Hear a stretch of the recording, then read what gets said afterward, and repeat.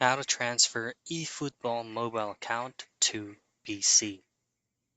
Now, the most popular or the most general of doing this kind of method is via Steam. If you're using Steam, all you have to do is just simply run eFootball directly from the Steam application on your mobile device and log in using your Steam account, and same goes into your PC. Basically, you're just using one single account but on a different devices. Now, the other thing that you can do is via the Konami ID login.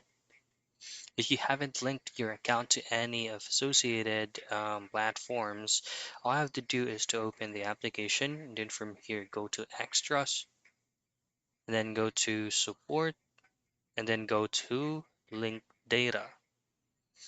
Now, you will only be given two options to log in using your Google Play or to your Konami ID. As you know that you won't be able to use your Google Play because it is only supported for mobile devices. So you will be using Konami ID instead. Log in into any Konami ID available to use from your mobile device. And then if you would like to transfer it over to your PC, you simply log in to the same Konami ID account. And those are the things that you can do for you to be able to transfer eFootball mobile account to PC.